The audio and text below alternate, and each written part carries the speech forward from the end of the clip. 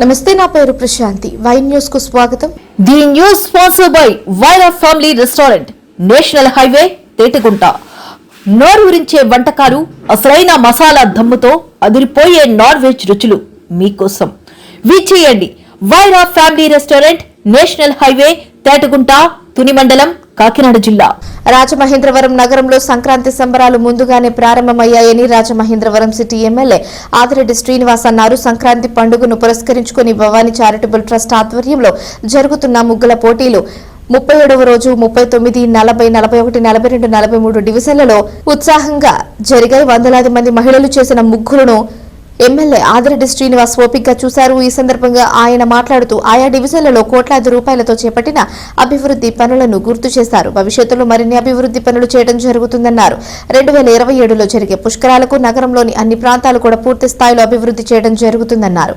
కాగా మహిళల ముగ్గుల పోటీలు, రంగోలీ కార్యక్రమాలు, సాంప్రదాయ ఆటలతో రాజమండ్రి వీధులన్నీ పండుగ వాతావరణంలో మునిగిపోయాయని ఆయన అభిప్రాయపడ్డారు. ఈ సంక్రాంతి ముగ్గుల పోటీలు, రంగోలీ ఉత్సవాలు, సాంప్రదాయ కార్యక్రమాలు నగరానికి ప్రత్యేక వాతావరణం తీసుకువస్తున్నాయని అన్నారు. రంగురంగుల ముగ్గులు, గొబ్బెమ్మలు, సాంప్రదాయ అలంకరణలు, హరిదాసులు, పల్లె పాటలతో రాజమండ్రి ఇప్పటికే సంక్రాంతి శోభను సంతరించుకుందన్నారు. మహిళలు, బాలికలు పెద్ద ఎత్తున పాల్గొని తమ సృజనాత్మకతను రంగులతో వ్యక్తపరుస్తూ ఉండడం ఆనందకరమని ఎమ్మెల్యే అభినందించారు. 42వ వార్డు ఎప్పుడు కూడా తెలుగుదేశం పార్టీ కంచుకోట.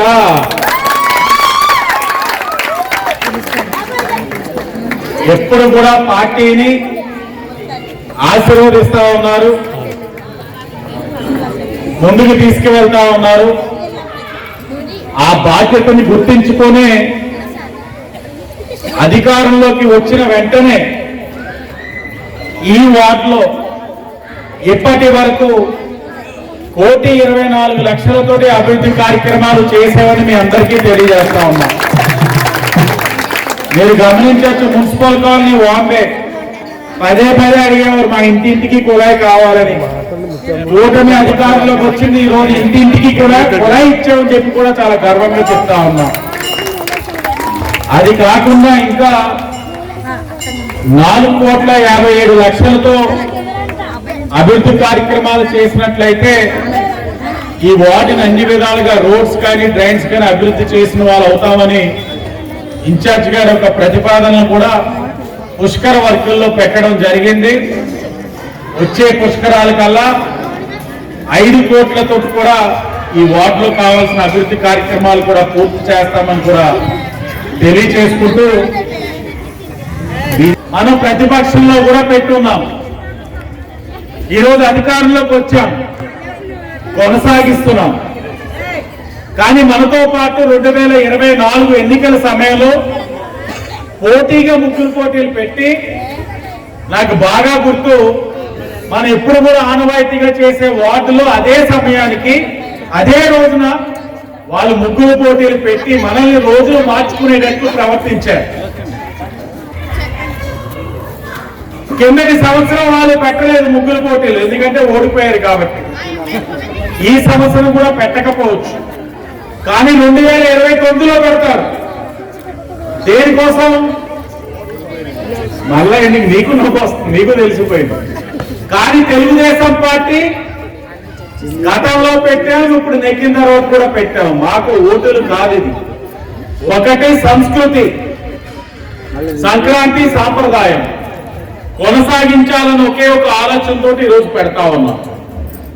6 సంవత్సరాలుగా కార్యక్రమాలు చేసుకుంటూనే వెళ్తా ఉన్నాం. నగరంలో మేము భవానీ చారిటబుల్ ట్రస్ట్ నుంచి ఏమి ఇచ్చినా ఇక్కడికి వచ్చేసరికి పండుగ రెట్టింపు అయిపోతా ఉంటుంది 42వ వార్డులో. ఎందుకంటే స్మితా గారి యొక్క కానుకలు ఎక్కువ అవుతా ఉంటాయి, గణికృష్ణ గారి కావు. మా అక్క కానుకలు ఎక్కువ అవుతా ఉంటాయి,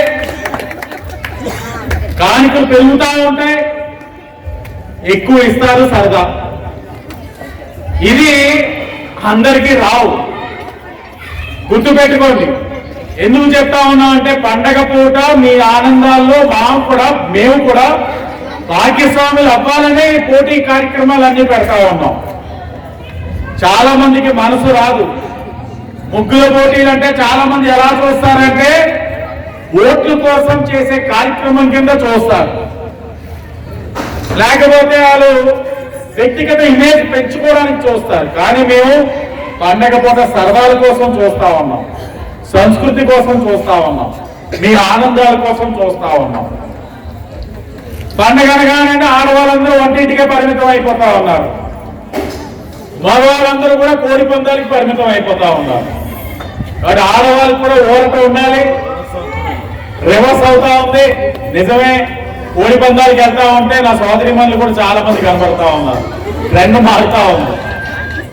కానీ పండగ పూట మీ అందరిలో కూడా కాసంత ఊరట ఉండాలి, సమయం ఇలాగా తీసుకోవాలి, ఈ ముగ్గుల పోటీలు పెట్టాలని చెప్పి కొనసాగిస్తా ఉన్నాం.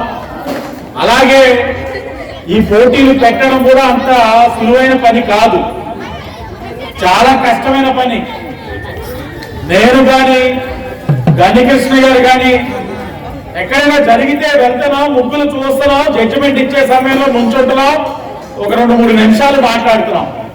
కానీ ఈ ముగ్గుల పోటీలు, గంగిరెద్దులు కానీ, భోగి మంటలు కానీ, గడిలు గీయడం కానీ, మీకు నెంబర్లు ఇవ్వడం కానీ, తర్వాత జడ్జిమెంట్ ఇప్పించడం కానీ, ఇవన్నీ చెయ్యాలి అంటే చాలా సాహసోపేత నిర్ణయం ఇది. ఇంత అలా జరుగుతుందంటే కేవలం ఒకే ఒకటి, ఈ నియోజకవర్గంలో తెలుగుదేశం పార్టీ నాయకులు క్షేత్రస్థాయిలో బలంగా ఉన్నారు కాబట్టి జరుగుతా ఉంది.